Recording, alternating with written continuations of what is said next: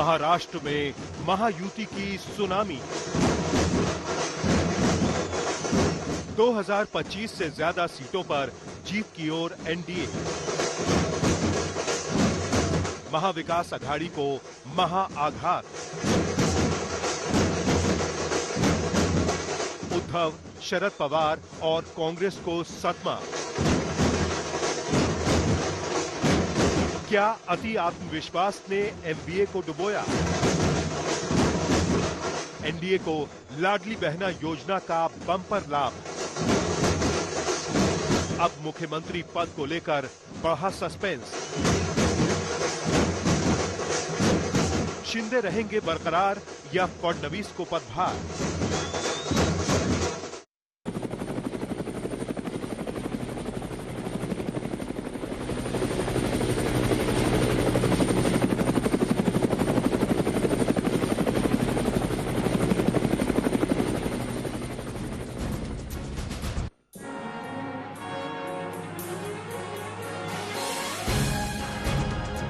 महाराष्ट्र के चुनाव के नतीजे, महाबंपर नतीजे आने के बाद दंगल में आपका एक बार फिर स्वागत है। हमारे साथ खास मेहमान जुड़ने वाले हैं। गौरव भाटिया मेरे साथ जुड़ रहे हैं, भारतीय जनता पार्टी के प्रवक्ता। अभय दुबे कांग्रेस के प्रवक्ता। सुशीबेन शाह प्रवक्ता है शिवसेना की।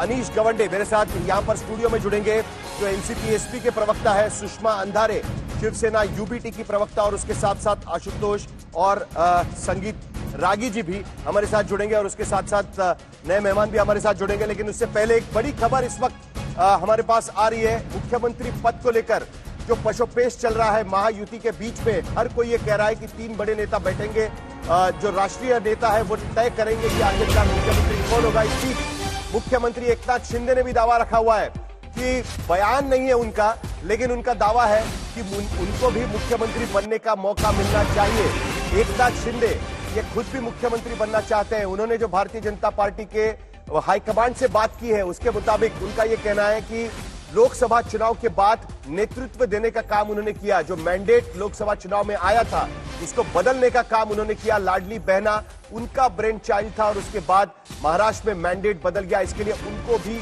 मौका मिलना चाहिए। जो लोग विधानसभा चुनाव के नतीजे आए हैं, उसके आधार पर ये फैसले शायद नहीं हो सकते। इसके लिए उनका जो अधिकृत बयान आया था, उसमें भी उन्होंने कहा था कि ऐसा कोई भी प्लान डिसाइडेड नहीं है कि जिसकी ज्यादा सीटें उसी का मुख्यमंत्री बनेगा। गौरव भाटिया, इतना आसान नहीं है। वहां पर भारतीय जनता पार्टी के कार्यकर्ता और नेता बार बार ये कह रहे हैं कि इस बार मैंडेट उनका है और मुख्यमंत्री पद बीजेपी को मिलना चाहिए। लेकिन यहां पर एकनाथ शिंदे भी पूरी तरीके से तैयारी करके बैठी हुई है कि भाई मुख्यमंत्री हमको बनना है।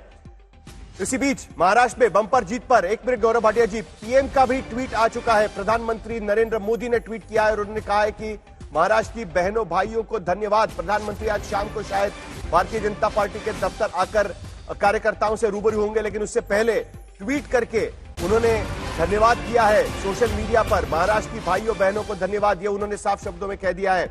उसके साथ साथ 2 लाइन का ट्वीट उन्होंने इसमें किया हुआ है, और उसके बाद ये कह रहे हैं कि एक रहकर हम और आगे जाएंगे।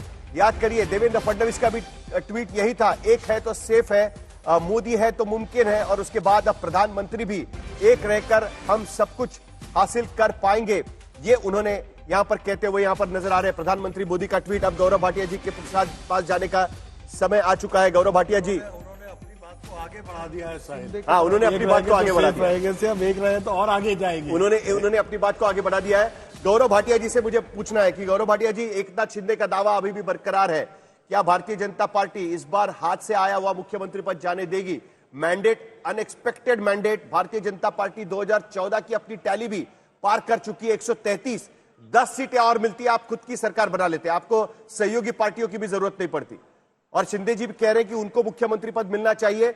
मैंडेट उन्होंने बदला है लोकसभा का। लाडली बहना उनका ब्रेन चाइल्ड था, उनके पास, उनके सर पे सेहरा लगना चाहिए मुख्यमंत्री पद का। भाटिया जी।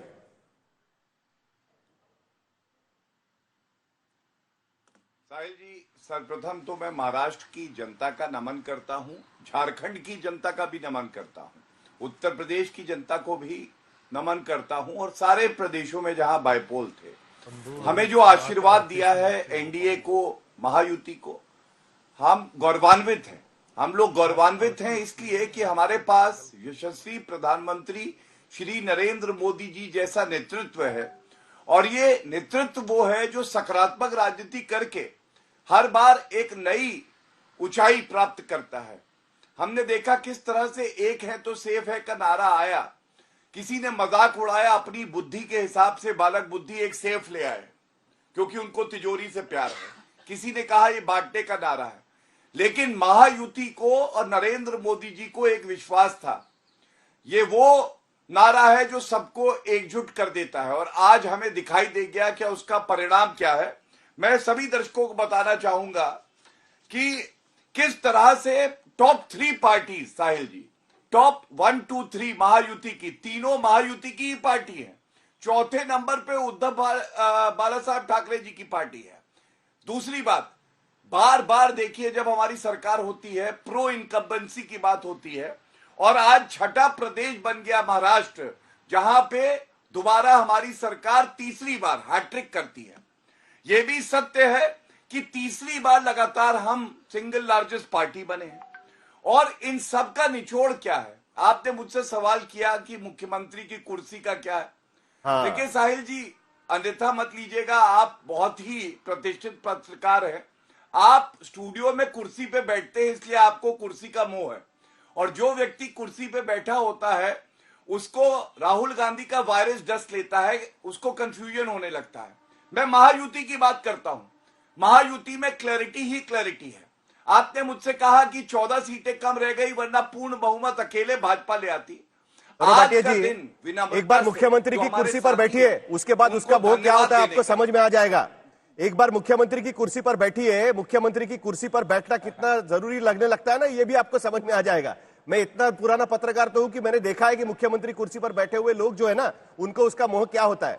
तो हम जरा मुख्यमंत्री पद की बात कर लेते हैं। भाई मेरी बात छोड़ दीजिएगा, इस बार देवेंद्र फडणवीस और उसके बाद एकनाथ शिंदे, उनका जो बयान आया है उस पर हम सवाल पूछ रहे हैं, हमारे मन की बात तो पूछ नहीं रहे हैं। इसके लिए मैं आपको पूछ रहा हूं कि एकनाथ शिंदे कह रहे हैं कि भाई सेहरा मुझ पर लगना चाहिए, क्रेडिट मुझे मिलना चाहिए, क्योंकि मैंने कोशिश करके लोकसभा में जो हमारे खिलाफ मैंडेट गया था उसको हमने बदलने की कोशिश की है। तो जरा उस पर बात कर लेते हैं ना, उसके बाद बाकी की प्रतिक्रिया भी सुन लेंगे हम। गौरव जी। ठीक है, मैं दोनों बातों का उत्तर देता हूं। सबसे पहले तो आपको लगता है कि मुख्यमंत्री की कुर्सी बड़ी है, हमारे कार्यकर्ता तो इतने कर्तव्यवान हैं कि वो कुर्सी से हटने के बाद भी कहते हैं कि जनता की सेवा करेंगे। इसका उदाहरण गुजरात में हमने देखा, इसका उदाहरण मध्य प्रदेश में देखा और उत्तराखंड में देखा। और साहिल जी मुस्कुरा दीजिएगा, आपके लिए है, पूरा महाराष्ट्र और देश कह रहा है साहिल जी ने बहुत अच्छी एंकरिंग करी। तो क्या मैं आपसे पूछ सकता हूं कि आप जो आपके ऑर्गेनाइजेशन में बड़े एंकर्स हैं उनको रिप्लेस करेंगे कि नहीं करेंगे?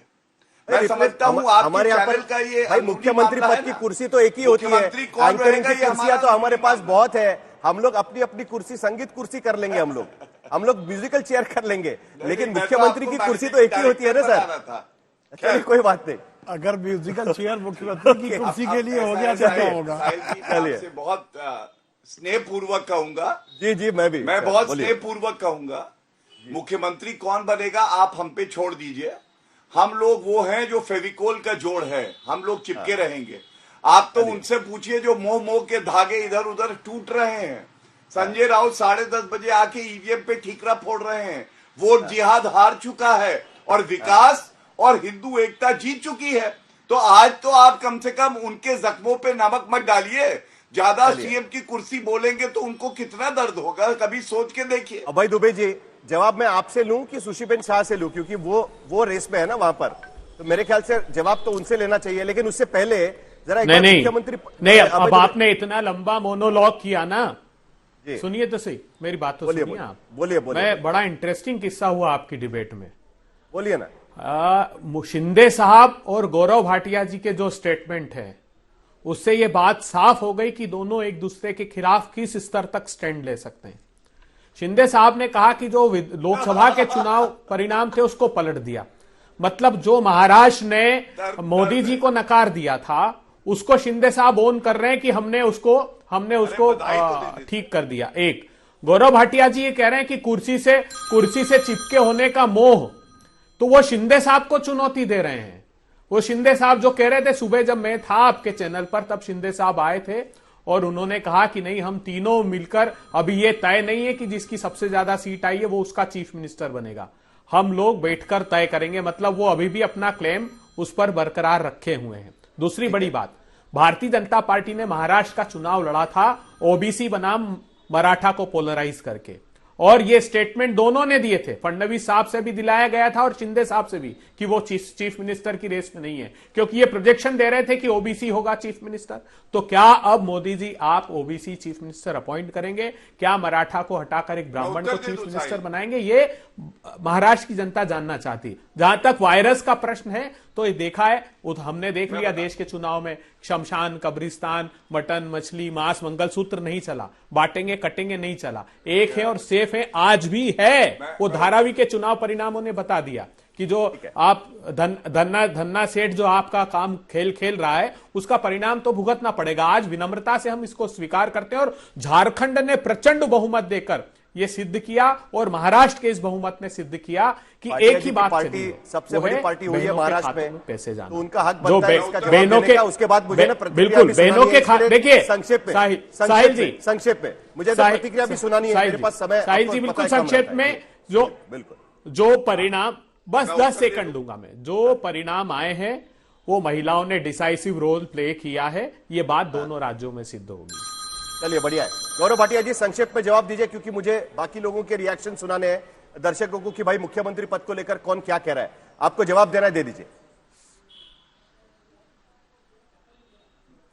मैं तो उम्मीद कर रहा था कि कांग्रेस आज बड़ा दिल दिखा के बधाई देगी महाराष्ट्र के लिए। खैर वो नहीं दिखा पाए, खिसियाई बिल्ली खंबा नोचे। लेकिन मैं अभय भाई को बधाई देता हूं झारखंड के लिए, क्योंकि जीत लोकतंत्र की हुई है और राहुल गांधी फिर से गलत साबित हो गए हैं। क्योंकि राहुल गांधी कहते भारत का लोकतंत्र जीवित ही नहीं है, लेकिन झारखंड ये जीत गए और महाराष्ट्र हम जीत गए और ईवीएम भी ठीक काम कर रही है, तो लोकतंत्र की जीत तो हो चुकी है।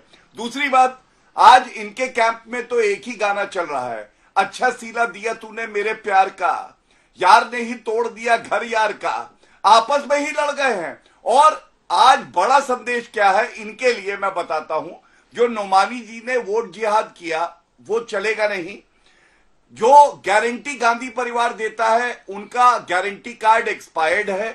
और सबसे बड़ी बात है कि विरासत में आपको गद्दी थोड़े समय के लिए मिल सकती है, लेकिन जो विरासत मेहनत से कमाई जाती है वो ही टिकती है। बाला साहब ठाकरे जी की जो विरासत है वो मेहनती कर्मठ जो मुख्यमंत्री है एकनाथ शिंदे जी ने जीती है अपनी मेहनत और ईमानदारी से, और जनता ने मोहर लगाई है। चलिए ठीक है, पहले अभी प्रतिक्रियाएं देख लेते हैं। मुख्यमंत्री पद को लेकर तमाम प्रतिक्रिया आई हैं, उसके बाद मेरे साथ यहां पर आशुतोष और संगीत रागी भी बैठे हुए हैं, उनसे भी मुझे पूछना है इसके बारे में। पहले प्रतिक्रिया सुन लेते हैं ना कि क्या क्या बोला गया अब तक इसको लेकर। ऐसा कोई भी हमारा तय नहीं हुआ है। अभी पहले तो अंतिम आंकड़े आने दो, उसके बाद हम तीनों पार्टी बैठेंगे। हमारे वरिष्ठ जो है प्रधानमंत्री जी है, अमित भाई है, नड्डा जी, और सब हमारे जो तीनों पार्टी के प्रमुख लोग हैं, हम बैठेंगे और उसके ऊपर जैसे हम चुनाव लड़े साथ में एकजुट होकर, वैसे ही उसके ऊपर भी फैसला है। चुनाव जब संपन्न होगा तो चुनाव के बाद तीनों पार्टियां मिलकर इसको तय करेगी। हमारे नेता आदरणीय होम मिनिस्टर साहब ने प्रेस कॉन्फ्रेंस में ये बहुत स्पष्ट शब्दों में बताया है कि चुनाव के बाद तीनों पार्टियां बैठेगी और इसका निर्णय करेगी। अभी मैं ऐसा मानता हूं कि हमारे एकनाथ शिंदे जी उनके पार्टी के अध्यक्ष है, अजित पवार जी उनके पार्टी के अध्यक्ष है, और साथ में हमारे पार्टी के जो राष्ट्रीय अध्यक्ष है उनको हमारा पार्लियामेंट्री बोर्ड ऑथोराइज करता है। तो ये लोग बैठकर एक उचित निर्णय करेंगे, हमारे वरिष्ठ नेताओं से बातचीत करेंगे, हमारे पार्लियामेंट्री बोर्ड से बातचीत करेंगे, जो निर्णय होगा वो सबको मान्य होगा, इसमें कोई विवाद नहीं। जनता जो चाहती है वो मैं भी चाहती हूँ। सो कौन नहीं चाहता अपने लोगों को बड़े पद पे देखने के लिए, लेकिन ये आंकड़ों का खेल है, अभी देखते हैं क्या होता है। जनता जो चाहती है वो तो जनता ने दिखा दिया। 133 सीटें बीजेपी को दे दी, उसके बाद 54 सीटें शिवसेना को दे दी, 41 सीटें एनसीपी को दे दी। उसके बाद भी सुशीबेन शाह, ये सवाल अभी भी बना हुआ है कि आखिरकार ये मैंडेट आया किसके वजह से। महायुति का मैंडेट है वो तो दिख रहा है। अभी आपने देखा प्रवीण दरेकर कह रहे थे कि भाई हक तो हमारा ही बनता है, 133 पहुंच चुके हैं। अब भी अगर मुख्यमंत्री नहीं बनेंगे तो कब बनेंगे? सभी को नमस्कार and good evening to all. मैं खास महाराष्ट्र की जनता को शत शत नमन करना चाहती हूं, क्योंकि और खूब खूब धन्यवाद एक अभूतपूर्व हमें विजय देने के लिए, और ये भी सिद्ध करने के लिए कि एक है तो सेफ है, एक है तो नेक है, वो सही नारा है। फिर वो मागासवर्गीय हो, वंचित हो, शोषित हो, मराठा हो, ओबीसी हो, महिला हो, बड़ी राजा हो, किसान हो, सब ने मिलके हमें डंके की चोट पर जिताया है। It can not be denied, उसमें दो मत नहीं हो सकता कि सभी लोगों का हमें मत प्राप्त हुआ है। हमारे एकनाथ राव जी शिंदे के नेतृत्व में जो सीएम है, और हम आशा करते हैं कि आ गई ना अभी बात एकनाथ शिंदे के नेतृत्व में, एकनाथ शिंदे के नेतृत्व में अगर नेतृत्व में मिला है तो रिपीट होने चाहिए ना मुख्यमंत्री एकनाथ शिंदे। हम जरूर आशा रखते हैं। मैं शिव सैनिक हूं, पॉलिटिकल वर्कर हूं, हमारे प्रमुख नेता हैं, उनके नेतृत्व में हमने विजय प्राप्त की है। हमारी मुख्यमंत्री लेक लाडकी योजना हो, मुख्यमंत्री लाडकी बहन योजना हो, 45,000 crore given to the farmers, हर क्षेत्र में डेवलपमेंट में। लुक अराउंड मुंबई के सारी जो डेवलपमेंट हुई है, एकनाथ राव जी शिंदे और हमारे फडणवीस साहब भी, he is an able administrator, so is Ajit दादा। यानी हमारे 3 जन का युति साथ में साथ कदम रख के चले हैं। लेकिन ये भी ना भूला जाए कि जब एकनाथ राव जी दिन के 3 घंटे सोते हैं, एक बिरुद प्राप्त किया है as the most popular CM, और एक बिरुद प्राप्त ये भी किया है कि सब मिलके हम सब कैडर को उनके शोल्डर्स पर उठा के, और सारे कैडर को काम दिया गया था कि आपका ये काम है, आपका ये काम है। और हमारे महिला सेना ने 1 करोड़ महिला, हम एक लाइन में जवाब दीजिए, मुख्यमंत्री एकनाथ शिंदे होने चाहिए कि नहीं होने चाहिए? जरूर होने चाहिए। बस बात खत्म। गौरव भाटिया जी, अभी आप भी जवाब दे दीजिए, देवेंद्र फडणवीस मुख्यमंत्री होने चाहिए कि नहीं होने चाहिए? We are a cadre based party और पक्ष श्रेष्ठी का निर्णय है। ठीक है, देवेंद्र फडणवीस मुख्यमंत्री होने चाहिए कि नहीं होने चाहिए? गौरव भाटिया जी, हमारे हर शिव सैनिक चाहेंगे, क्यों नहीं अच्छा चाहेंगे? ठीक, नहीं बिल्कुल चाहना चाहिए। मैं एक बात बिल्कुल स्पष्टता से कह दूं जी। देखिए, मैं आपको साहिल जी बड़ी स्पष्टता से एक बात कहता हूं। हमारी पार्टी की प्रक्रिया यह है कि सेंट्रल पार्लियामेंट्री बोर्ड जो है वो तय करता है, और जो विधायक चुन के आते हैं वो अपना नेता चुनते हैं। तो जो निर्णय होगा वो अंतिम होगा, और हमें ये यकीन है कि महायुति का जो अलायंस पार्टनर है, हम सब एकजुट होकर एक निर्णय लेंगे। और मैं आपको एक उदाहरण देता हूं। अब याद करिए, चुनाव प्रचार में जब हम कहते थे एक है होंगे तो सेफ होंगे, तो अजीत पवार जी की राय थोड़ी अलग थी, और मैं आज तक पे बैठा था और पूछा गया, हमने कहा ठीक है, वो उनकी राय हो सकती है, लेकिन हमारा ये नारा है, हमारा ये। इससे पहले गौरव भाटिया जी, सॉरी, मैं आपको एक सेकंड रोकता हूं।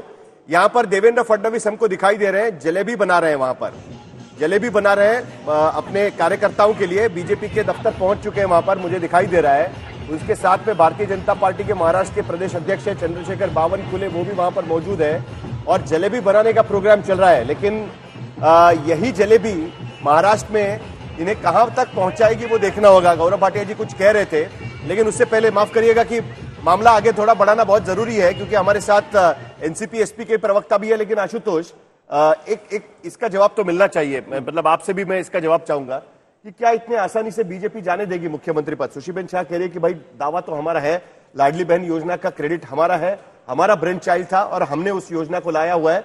बाकी लोग भी एबल एडमिनिस्ट्रेटर है, लेकिन मुख्यमंत्री एकनाथ शिंदे थे basically. Bharatiya Janata party power politics में है, कोई दानवीर कर्ण तो है नहीं, करेक्ट ना? राजा हरिश्चंद्र 133 सीट लेकर आए हैं, बहुमत के लिए 144 चाहिए आपको जी। आप 11 सीटें सिर्फ पीछे। इतना शानदार प्रदर्शन करने के बाद अगर वो चाहेंगे 133 भारतीय जनता पार्टी के विधायक एक ऐसे मुख्यमंत्री के पीछे हो जिसके पास 54 सीटें हैं, यानी तकरीबन 80 सीटें कम, ये तो बैड पॉलिटिक्स है किसी भी कोने से अगर आप देखेंगे। क्योंकि अगर शिंदे मुख्यमंत्री बनेंगे तो वो भारतीय जनता पार्टी के बारे में सोचेंगे या अपनी शिवसेना के बारे में सोचेंगे? वो अपनी शिवसेना को बढ़ाने की कोशिश करेंगे, और शिवसेना, शिंदे की और बीजेपी दोनों का वोट बैंक एक जैसा है, दोनों हिंदुत्व की पॉलिटिक्स करते हैं। शिवसेना बढ़ेगी तो कोई फायदा बीजेपी को नहीं होगा, तो बीजेपी अपनी पॉलिटिक्स करना चाहेगी, अगले 5 साल में अपने बल पर सरकार बनाने की कोशिश करेगी। वो क्यों किसी दूसरे को संगीत जी संक्षेप पे उसके बाद मैं थोड़ा इससे अलग जाकर के बात करना चाहूंगा। देखिए,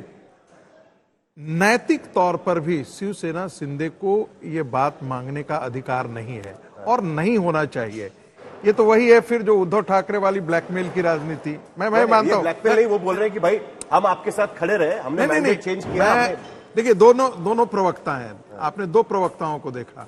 भारतीय जनता पार्टी के प्रवक्ता ने कहा कि सब मिल बैठ करके हम तय कर लेंगे, आपको अभी इसमें इंटरफेयर करने की जरूरत नहीं। और हम देख रहे हैं कि साहिल जी जो है वो पीछे माचिस लेकर के जो है ना पिछले 2 घंटे से लगा। पत्रकार का काम है भाई। अरे भाई ये तो पत्रकार का काम है। सवाल पूछ रहे भाई, ऐसे क्यों बोल रहे हैं? ये पत्रकार भाई ये सब चीज बोले यार, क्या संगीत पे बोल रहा हूँ भाई। अच्छा चलिए, लाइटन रोड पे बोल रहा हूँ। बोलिए पीछे से पूरा लगाने की कोशिश कर रहे हैं ठीक है कि भाई कहीं ना कहीं कॉन्फ्लिक्ट निकल करके आ जाए। अब सुश्री जी ने कहा दिया कि भाई देखिए कार्यकर्ता तो सबका चाहता है, शिवसेना का कार्यकर्ता चाहेगा कि उसका मुख्यमंत्री बने, लेकिन भारतीय जनता पार्टी का कार्यकर्ता भी चाहेगा कि वो देवेंद्र फडणवीस बने। और हकीकत ये है कि चाहे जैसे कहा जा रहा है कि भाई ये सरकार का नेतृत्व है। और लाडली बहना के बारे में बोल दूं कि जब शिवराज सिंह पाटिल गए, शिवराज सिंह चौहान गए तो उन्होंने कहा आप कुछ मत कीजिए, आप इस योजना को सिर्फ लागू कर दीजिए। तो ये ब्रेन चाइल्ड कहीं और था। उन्होंने कहा कि आप इसको डिलीवर सिर्फ कर दीजिए, बाकी आप सारे काम छोड़ दीजिए। अब इसमें कौन का क्रेडिट किसको जाएगी? शिवराज सिंह चौहान को जानी चाहिए या किसी और को जानी चाहिए कि भाई किसने इसको एग्जीक्यूट कराने के लिए फोकस किया? इन सारी तो चीजों से लगता है ना क्रेडिट जनता को देना चाहिए। नहीं बिल्कुल, जनता जब डरा देती है ना सरकार को कि हार सकते हैं, तब उनका ब्रेन चाइल्ड शुरू हो जाता है। देखिए कोएलिशन की पॉलिटिक्स में जब इस प्रकार की बातें होने लगती है ना, ठीक है, कि जब छोटी पार्टी बड़े दावा करना शुरू कर दे तो थोड़ा सा ये मामला उनके अच्छा बिना नहीं आप है। जीत नहीं सकते, ये भी तो दिखता है। नहीं ये सही बात है, ये सही बात है, लेकिन उनके भारतीय जनता पार्टी के न होने के बाद फिर शिवसेना की क्या स्थिति होती है ये भी सामने है। संगीत जी की बात का मैं जवाब नहीं दे रहा हूं, लेकिन इनकी बात से एक प्रश्न मेरे दिमाग में उभरा। प्रश्न ये है कि जब आप शिंदे को मुख्यमंत्री बनाकर उद्धव को गिरा रहे थे, तब तो आपको एक अलग तरह की नैतिकता थी आपके मन में। आज अगर शिंदे 2.5 साल या 2 साल मुख्यमंत्री रह लिए और उसके बाद वो अपनी इच्छा प्रकट करते हैं कि साहब चूंकि मेरी वजह से आप सरकार में बने रहे तो आप मुझे मुख्यमंत्री दोबारा बनाइए, तो मांग नाजायज नहीं है। लेकिन राजनीति का एक व्यवहारिक पक्ष होता है और उस व्यवहारिक पक्ष के चलते मुझे साहिल आपसे 3 बातें कहनी है। भारतीय जनता पार्टी ने अब तक का सबसे बड़ा नंबर हासिल किया है और उस नंबर को बहुमत तक पहुंचाने के लिए जरूरी है कि उनका मुख्यमंत्री हो, ताकि योजनाओं का लाभ उनको मिले, संगठन को मजबूत किया जा सके और अगली लड़ाई के लिए खुद को तैयार किया जा सके। दूसरी बात, जो अभी के उप मुख्यमंत्री है देवेंद्र फडणवीस, उनके साथ उतना न्याय नहीं हो सका था गठबंधन धर्म के पालन के लिए और उनको एक दर्जा नीचे आना पड़ा था। तो यदि वो कहे कि मेरा दावा बनता है तो दावा पूर्णतः नैतिक है। मैं खबर बता दूं जी, मैं खबर बता दूं, जहां तक मेरी जानकारी है देवेंद्र फडणवीस उप मुख्यमंत्री तो नहीं बनेंगे। हाँ, किसी भी हालत में। जहां तक मेरी जानकारी है, शायद गौरव भाटिया जी मुझे ठीक कर सकते हैं, वो तो बीजेपी के अंदर के लोग। जहां तक मेरी जानकारी, ये बात भी तो सच्चाई है ना कि पिछली बार जब हो रहा था तो देवेंद्र फडणवीस ने प्रेस कॉन्फ्रेंस करके कहा था सरकार बनेगी, लेकिन वो इसमें हिस्सेदार नहीं होंगे। ठीक है, शाम को 4 बजे फोन आया, उसके बाद तो तैयार हो गए। अब हो सकता है, लेकिन अब और अब की बात अलग है, अब अलग है ना, और अब शायद नहीं तैयार हो। और खैर मैं अब उनके मन में क्या है वो जाने, मैं तो सिर्फ एक प्रैक्टिकल बात कर रहा हूँ। ठीक है। और तीसरी बात यह है कि आखिर अगर सिर्फ 55 सीट वाले का दावा बनता है तो उससे कम सीट वाला भी 41 वाले का भी बनता है, 41 वाला भी उनके साथ रहकर सरकार बनवा सकता है। और स्ट्राइक रेट सबसे खराब हमारे ख्याल से शिंदे जी का है, और मतलब तीनों में। और नहीं, लेकिन एक बात और है, आखिरी बात साहिल, जो आप सवेरे से कह रहे हैं जी कि वो स्वाभाविक उत्तराधिकारी अभी उन्हें साबित करने में बाला साहब का समय है। क्योंकि स्वाभाविक उत्तराधिकारी कोई और है जनता की नजर में। तो शिंदे का एक ये माइनस पॉइंट भी है, भारतीय जनता पार्टी को इसका लाभ उठाना चाहिए। ठीक है, लेकिन इंटरेस्टिंग बात तो ये भी है ना यहाँ पर कि जिस तरीके से अजीत पवार ने भी एक यात्रा शुरू की थी और कहा था कि भाई मैंने बजट पेश किया, मेरे बजट में लाडली बहना योजना हमने दी। उन्होंने तो कलर वलर भी चेंज कर लिया, पिंक जैकेट वगैरह पहन लिया। आज तक मैंने कभी अजीत पवार को सफेद के अलावा कोई कपड़ा पहनते हुए नहीं देखा था, लेकिन उसका फायदा उन्हें भी होते हुए नजर आया थोड़ा सा। लेकिन कांग्रेस और एनसीपी पे भी हमको बात करनी चाहिए। और अभय दुबे जी, आपसे शुरुआत करना चाहूंगा और उसके बाद अनीश गावंडे मेरे साथ यहां पर जुड़े हुए हैं, उनसे भी सवाल पूछना लाजमी बनता है। ये सवाल दरअसल पहले वाले डिबेट में निकालने की कोशिश हुई थी। लोकसभा चुनाव के पहले यहां पर पूछा गया था, खुद शरद पवार ने कहा था कि लाइक माइंडेड कांग्रेस की पार्टीज को अब मर्ज हो जाना चाहिए। क्या ये समय आ गया अभी महाराष्ट्र विधानसभा चुनाव के बाद? ये तो कांग्रेस पार्टी को ये निर्णय नहीं लेना है, उन राजनीतिक दलों को लेना है जो लाइक माइंडेड है और जो चाहते हैं कि वो मर्ज करें, तो हम स्वागत करेंगे उसका। हम गौरव भाटिया जी ने कहा तो मैं बिल्कुल पहले बधाई और शुभकामनाएं देना चाहता था, लेकिन उन्होंने अलग नोट पर ये बात स्टार्ट की। प्रधानमंत्री जी बहुत शुभकामनाएं महाराष्ट्र चुनाव जीतने की। जो आपने पहला वादा महाराष्ट्र से किया था उसको निभाने का भी वक्त आ गया है। 6,000 रुपए किसानों की सोयाबीन का समर्थन मूल्य अभी जो प्रोक्योरमेंट हो रहा है उनके खातों में प्लीज आप डालिएगा, ताकि ये संदेश सकारात्मक जाए। जहां तक बात रही शिंदे सेना की, तो ये वो जानते हैं कि एक नए शिंदे सेना तैयार कर देंगे मोदी जी। अगर इन्होंने ये साहस भी जुटाया कहने का भी, तो भी उनको पता है जो भूतकाल में हुआ है कि नए सिंबल भी किसी और को दे देंगे और एक नई पार्टी खड़ी कर देंगे। इसलिए मुझे लगता है कि वहां जो मोदी जी तय करते हैं वही होता है। कोई सा भी प्रांत उठाकर देख लीजिए, गुजरात देख लीजिए, तो हमने देखा नितिन पटेल फूट कर रोए थे कि मेरा हक बनता था, मगर किसी दूसरे को चीफ मिनिस्टर बना दिया। येदियुरप्पा कर्नाटका में रोए थे, उत्तराखंड में 3-3 चीफ मिनिस्टर बदले। तो वो हरियाणा का भी उदाहरण हमारे पास है। तो वहां ये सिर्फ फेस सेविंग है, ये कहना कि हमारा विधायक दल तय करेगा, पार्लियामेंट्री बोर्ड नहीं। वो जो मोदी जी तय करेंगे वो चीफ मिनिस्टर बनेगा। और महाराष्ट्र की जनता के सामने एक बड़ा सवाल है कि क्या चीफ मिनिस्टर आप ओबीसी समाज से देंगे, जो आपने इनडायरेक्टली वादा किया था। रोते हुए को चुप कराना, दोनों चीजें बीजेपी को आती है मेरे ख्याल से। नहीं, बिल्कुल नहीं। पहले अनीश गावंडे कब से बैठे हुए, ये सवाल उनको भी पूछना लाजमी है ना। शरद पवार कह चुके थे लोकसभा चुनाव के पहले कि अगर उसके बाद ये सोचना पड़ेगा कि लाइक माइंडेड पार्टीज एक दूसरे के साथ मर्ज हो जाए। क्या महाराष्ट्र में यह वक्त आ गया है? क्योंकि अभी तो एनसीपी एसपी या रीजनल पार्टी है और महाराष्ट्र में एनसीपी एसपी अब नंबर 6 की पार्टी बन गई है। देखिए 9 पर है एनसीपी एसपी, 21 पर उद्धव ठाकरे की पार्टी, और उससे नीचे जो हम देख रहे हैं कांग्रेस 17 पर है। तो ये वक्त आ गया, आपको लगता है कि इस तरीके से कुछ बातचीत होगी अभी पार्टी के भीतर? नहीं साहिल जी, पहले तो दोनों गौरव जी और सुजीबेन जी को अभिनंदन। ये लड़ाई हमेशा एक वैचारिक लड़ाई थी, कभी वैयक्तिक नहीं थी। अजीत दादा को भी कर दी, अजीत दादा को भी। अभी अजीत दादा के स्पोक्स पर्सन यहाँ नहीं है, तो हम दोनों को कर रहे हैं। ठीक है। पर आज आप अगर देखो तो एक चुनाव से कोई पक्ष बनता भी नहीं है और समाप्त भी नहीं होता। लोकसभा चुनाव के बाद सभी ने कहा था कि अजीत दादा का पक्ष खत्म हो गया है, उनका पॉलिटिकल करियर खत्म हो गया है और उनको आगे एक बहुत मुश्किल निर्णय लेना पड़ेगा। अभी विधानसभा का चुनाव आ गया है, उसका नतीजा आपके सामने है, और आप हमें पूछ रहे हो अगर हमें कांग्रेस के साथ मर्ज होना होगा या और ऐसे कोई निर्णय लेने होंगे। अभी चुनाव के नतीजे आए हुए हैं, हमें इस पर गौर से विचार करना पड़ेगा।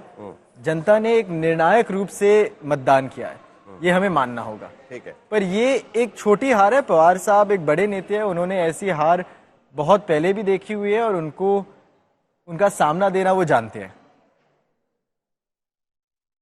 ठीक है। शशि शेखर जी, क्या ये संभावना नजर आती है आपको? क्योंकि काफी चर्चा हुई थी उस वक्त, आपको याद होगा लोकसभा चुनाव के पहले, और तब भी किसी को लग नहीं रहा था कि इस तरीके का नतीजा आएगा लोकसभा में महाराष्ट्र का। तो क्या ये संभावना बनी हुई है आज की स्थिति में, एक realignment of sort in Maharashtra politics again? तो मुझे थोड़ा सा अभी ये बहुत जल्दबाजी इसलिए होगी क्योंकि इस रीअलाइनमेंट का किसी को तुरंत कोई लाभ नहीं होगा। आगे जाके क्या होता है वो आगे की बात है। एक बात साहिल जरूर है कि चाहे झारखंड हो या महाराष्ट्र, जनता ने जिसको दिया झोली भर के दिया। तो अब इस समय किसी का ये कर्तव्य नहीं बनता है कि जनता को तुरंत ही रिसीव कर दे। इसलिए उनको रहना उन्हीं युतियों में चाहिए जहां वो पहले थे। और सरकार ने भी छप्पर फाड़ के दिया, उनको मिला भी छप्पर फाड़ के, और भी छप्पर फाड़ के देने का वादा किया। लेकिन एक इम्पैक्ट जरूर दिखेगा आने वाले दिनों में कि शिवसेना एज ए पार्टी, उसकी स्टेबिलिटी और शरद पवार की पार्टी की स्टेबिलिटी, मुझे संदेह है कि आने वाले दिनों में उनके सांसद उनके साथ रहेंगे या उनकी पार्टी उनके साथ खड़ी रहेगी। मुझे ऐसा अंदेशा है कि वो सारे के सारे लोग अपने राजनीतिक भविष्य की अनिश्चितताओं में वो दूसरे कोएलिशन की तरफ बढ़ सकते हैं, या ऐसा मेरा अनुमान लग रहा है महाराष्ट्र की राजनीति में। दोनों या एक? मुझे लगता है दोनों। दोनों। आशुतोष कुछ कह रहे थे। नहीं, मैं ये कह रहा हूँ, देखिए महाराष्ट्र के बारे में हम लगातार चर्चा कर रहे हैं और चर्चा होनी भी चाहिए क्योंकि बहुत शानदार जीत है। लेकिन अगर आप झारखंड के अंदर देखें, वहां भी जीत कोई बहुत शानदार, बहुत कम शानदार नहीं है। वहां भारतीय जनता पार्टी सिर्फ 24 सीटों पर है। और एक चीज हम भूल जा रहे हैं कि वहां भी तो प्रो इनकम्बेंसी है, क्योंकि जिस हेमंत सोरेन को जेल भेजा गया, चंपई सोरेन जो मुख्यमंत्री थे वो पार्टी छोड़कर इधर आए, और उसके बावजूद भी अगर वो 56 सीटें लेकर आते हैं और प्रो इनकम्बेंसी, तो लगातार दूसरी बार उनकी सरकार होगी। झारखंड के इतिहास में एक नया इतिहास बन रहा है। गौरव भाटिया जी जो कह रहे हैं आशुतोष, वो तो बात सही है। वहां भी इसी तरीके का प्रचार हुआ था, सिर्फ बोलने वाले लोग अलग थे। वहां पर हेमंत बिश्व शर्मा बोल रहे थे, यहां पर योगी आदित्यनाथ बोल रहे थे महाराष्ट्र में, लेकिन फिर भी वहां पर बीजेपी नहीं जीत पाई और यहां पर तो जीत गए। तो वहां पर क्या कारण लगता है आपको कि बीजेपी को जीत नहीं हासिल हो पाई? देखिए साहिल जी, सबसे पहले तो मैं ये कहूंगा, महाराष्ट्र में अपनी बात पूरी करना चाहूंगा, हमारा स्ट्राइक रेट 90% रहा है। ये ऐतिहासिक है। और कुछ यहां पे विश्लेषक बैठे हैं, वो बता रहे थे what is bad politics and what is good politics. तो साहिल जी, बहुत सम्मान से कहता हूं, हमारे इतने बुरे दिन नहीं आए हैं कि उनसे हम पॉलिटिक्स सीखे। हमें जो थोड़ा बहुत आता है, जनता आशीर्वाद देती है, हम खुश रहते हैं। और एक बात और कहूंगा, महाराष्ट्र की जीत शानदार है, झारखंड की भी कम शानदार नहीं है, लेकिन काश जो पॉलिटिकल एनालिस्ट आते हैं वो भी शानदार एनालिसिस करते, क्योंकि अभी 4 दिन पहले 3 दिन पहले यही लोग आके कह रहे थे कि महाराष्ट्र में विकास आघाड़ी की सरकार बनेगी, और ये तो वही बात हो गई। दूसरी शादी की बारात में घूम रहे थे, वो बारात और दूल्हा भाग गया। हमारी शादी की जो बारात है उसमें आके कह रहे हैं डिनर कहाँ है, दूल्हा कौन है। भाई आप अपने काम से काम रखिए। हम लोग जब सही समय आएगा, लेकिन सवाल तो बनता है ना, में अपना पक्ष रख देंगे। अब आप गौरव भाटिया जी, सवाल तो बनता है ना, सवाल तो बनता है ना। झारखंड की बात पे आ रहा हूं मैं, ठीक है, बिल्कुल बनता है, बिल्कुल आपका पूछना बनता है। मैं पूछ रहा हूं, लेकिन जो पत्रकार अपने आप को राजनीतिक विश्लेषक बुला के फेल हो जाते हैं, उनका नहीं बनता है। अब आपके मैं पूछ रहा हूं ना, उत्तर देता हूं। झारखंड पे मैं गर्व से कहता हूं, सुनिए मैं उत्तर दे रहा हूं, सुनिए मेरी बात। सुन रहे मैं गर्व से कहता हूं साहिल जी, मैं गर्व से कहता हूं, हम नंबर 2 पार्टी है झारखंड में। और अगर हम नहीं जीते तो भी मैं 2 बातें बड़ी आपके चैनल पे कहता हूं। पहला, विनम्रता से जो परिणाम आए हैं उसे स्वीकार करते हैं। ईवीएम पे ठीकरा नहीं फोड़ेंगे, चाहे कुछ हो जाए। लोकतंत्र की जीत हुई है। दूसरी बड़ी बात मैं कहता हूं, हमने घुसपैठियों का मुद्दा उठाया, और घुसपैठियों का मुद्दा किसी भी चुनाव से बड़ा मुद्दा है। चुनाव हारे या जीते, हिंदू अस्मिता, भारतीय नागरिकों का हक और घुसपैठियों को बाहर करना, यह मुद्दा हमारे लिए बना रहेगा। ये बात उन विश्लेषकों के समझ में नहीं आएगी जो हर चीज को वोटों के तराजू में तोल देते हैं। ये वैचारिक लड़ाई है और ये चलती रहेगी। साहिल, ये तो अच्छी बात है कि वैचारिक लड़ाई इस देश के अंदर होनी चाहिए, लेकिन वैचारिक लड़ाई जब व्यक्तिगत लड़ाई में कन्वर्ट हो जाती है, तब उन लोगों को भी सोचना चाहिए कि आप हर मतलब इतने व्यक्तिगत क्यों होते।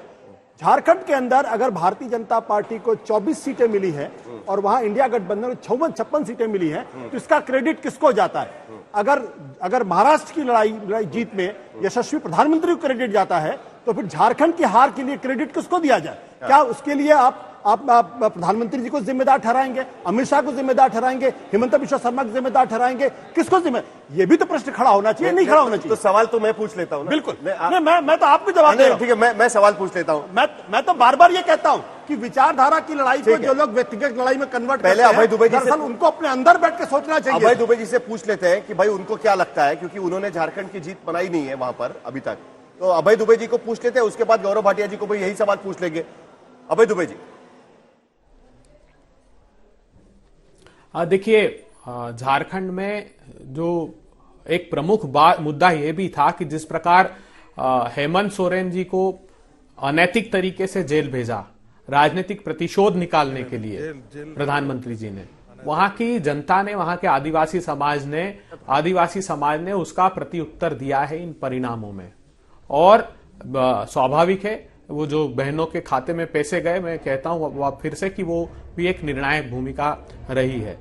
लेकिन ये बात हमको समझनी चाहिए, मैं आशुतोष जी से बिल्कुल 100% सहमत हूं कि जो व्यवहार भारतीय जनता पार्टी के प्रवक्ता डिबेट में करते हैं वही व्यवहार सरकार प्रतिपक्षी दलों के साथ करती है। ये अभी बात कर रहे थे, वो हेमंतो बिस्वा शर्मा के यहां तो एनआरसी होकर नोटिफाइड हो गया कि घुसपैठिए हैं। बाहर किए क्या उन्होंने इतने साल की सरकार से? बांग्लादेश के मंत्री आए थे, जब ये कह रहे थे कि हमने बांग्लादेश से बात की, उन्होंने कहा कि हमसे आज तक इस बारे में कभी इन्होंने बात नहीं की। ये सैफुल्ला फारूक को टिकट दे, आतंकवादी घोषित, 10 साल जिसने जेल काटी, अजहर मसूद का जो शिष्य रहा है उसको टिकट दें, तब ये कटेंगे बटेंगे के दायरे में नहीं आते। तारिक अहमद को दे, तब तक कटेंगे बटेंगे के दायरे में नहीं आते। बांग्लादेशी घुसपैठिया रुबेल शेख को भारतीय जनता पार्टी की महाराष्ट्र यूनिट का अल्पसंख्यक मोर्चे का नेता बनाते हैं, तब ये कटेंगे बटेंगे और घुसपैठिए के दायरे में नहीं आते हैं। तो ये मुखौटा लगाकर रखा है। ये जो परिणाम है, देखिए, अगर सिर्फ इसी नारे के भरोसे होते तो ये परिणाम नहीं आते। और ये ब्रेन चाइल्ड जो है कांग्रेस पार्टी का है। ये जो अलग-अलग पैरामीटर्स महाराष्ट्र और झारखंड में, ये कर्नाटका से हमने स्कीम स्टार्ट की है। हाँ, नहीं गौरव भाटिया जी, अलग अलग पैरामीटर्स, महाराष्ट्र में अलग, झारखंड में अलग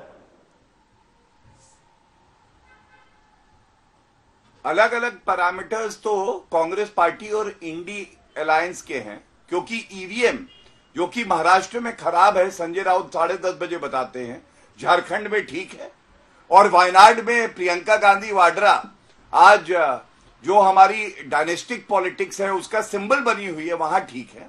मैं आपसे एक बड़ी बात कह चुका हूं, ईवीएम पे ठीकरा तो नहीं फोड़ा ना। और कांग्रेस पार्टी की हालत देखिए, हम तो अपनी पार्टी की बात कर रहे हैं, कांग्रेस पार्टी अपनी पार्टी की बात नहीं करती, वो भाजपा की करती है। और मालूम है क्यों? क्योंकि कांग्रेस की विचारधारा सड़ चुकी है, उसमें से बदबू आती है, और इसीलिए इनको लोएस्ट एवर टैली महाराष्ट्र में मिली है, ये याद रखिएगा। और 2011 के बाद साहिल जी, कांग्रेस पार्टी ने झारखंड में हार का ठिकरा किस पर? डबल कंसेक्यूटिव जीत दर्ज की कोशिश। नहीं, दुबे जी बात करने दीजिए ना उनको। हार का ठिकरा किस पर? गौरव भाटिया जी बोले। साहिल जी आप थोड़ा सा, नहीं बोल दिया मैंने। हार का ठिकरा किस पर फोड़ेंगे? झारखंड में हार की वजह क्या है फिर? मैं उत्तर दूंगा। साहिल जी एक कष्ट करिएगा, मेरा आधा 1 मिनट दीजिए। 50 बार राहुल आधा मिनट दीजिए, आप बोल दीजिए, कांग्रेस पार्टी को, और जब कभी जीत जाते हैं तो उनको सेहरा पहनाते हैं जीत का। जरा उनसे पूछिए, फिर मेरे पास आइए, मैं उत्तर देता हूं अभी आपको। पूछिए उनसे जरा। नहीं, उनसे पूछ लेंगे, लेकिन पहले आपका हिस्सा तो खत्म करते हैं ना, फिर उनके पास जाना है। उनको भी बड़े लंबे जवाब देने हैं सर। पूछिए, फिर आइए मेरे पास, सर, मैं बताता उनको हूं बहुत लंबे जवाब देने हैं। उनको तो मैं बहुत सारे सवाल पूछने वाला हूं। पहले आपका जवाब दीजिए ना। झारखंड का ठिकरा किस पर फोड़ेंगे आप? पूछिए।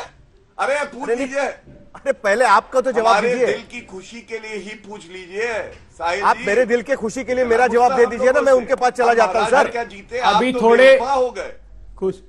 मैं कह रहा हूँ आप पहले उनसे पूछ लीजिए। चलिए, वादा खिलाफी मत करिएगा, बाद में आपसे भी पूछना पड़ेगा मुझे। अभय दुबे जी, चलिए आपसे शुरुआत कर लेते हैं। पक्का आप पक्का, ठीक है। चलिए अभय दुबे जी, आपसे शुरुआत करते हैं।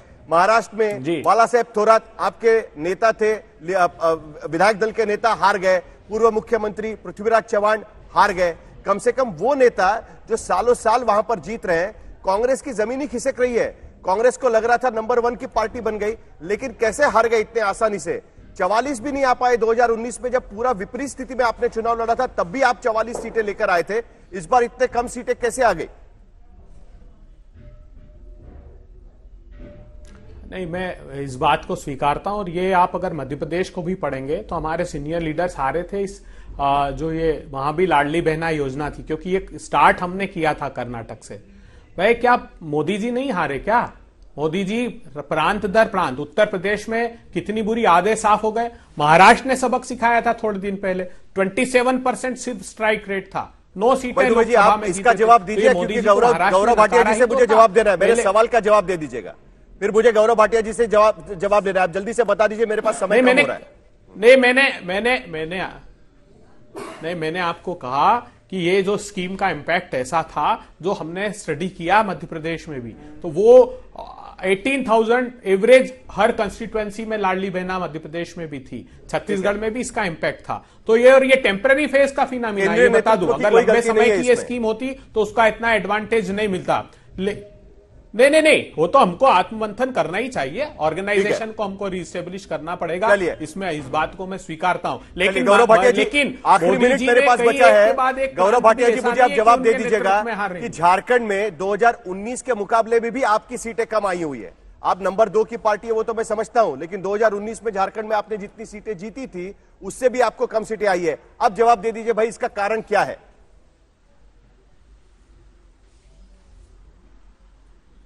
देखिए साहिल जी, कभी कभी ऐसा होता है जब विचार अच्छा होता है वो हर नागरिक तक पहुंचे, उसमें समय लग जाता है। और मैंने जैसा कहा कि ठीक है हम चुनाव हार गए, लेकिन जो वोट जिहाद की मानसिकता है, उलेमा की अपील करना लोहरदगा में, जो मैंने कहा घुसपैठिए भारतीय नागरिकों का हक नहीं ले जा सकते, ये लड़ाई विचारधारा की चलती रहेगी। और मैं एक बात जरूर कहूंगा, मोदी जी का रिपोर्ट कार्ड अभी जून में आया था, जब तीसरी बार लगातार उन्होंने चुनाव जीता, और 62 साल बाद ऐसा हुआ कि 3 चुनाव किसी ने लगातार जीते हो। तो मोदी जी की जब आप बात करते हैं, मुझे नहीं समझ में आता है, उनके रिपोर्ट कार्ड में A+ लिखा है, राहुल गांधी के में F लिखा हुआ है, फेल।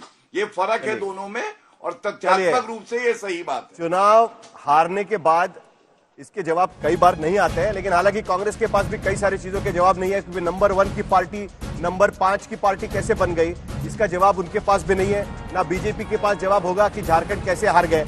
आखिरकार हमें तो जवाब ढूंढने हैं, और सबसे बड़ी बात, जो वादे किए गए हैं महाराष्ट्र में, उस पर भी सवाल पूछे जाएंगे। ये वादे कैसे और कब पूरे होंगे? इतने आसानी से सरकार को हम नहीं छोड़ने वाले हैं। तो इसके लिए आज तक पर ये जो कवरेज है ये इसी तरीके से जारी रहेगी। फिलहाल दंगल में मेरे साथ बस इतना ही, और बाकी खबरों के लिए आप देखते रहिए आज तक, लगातार हमारा कवरेज जारी रहेगा।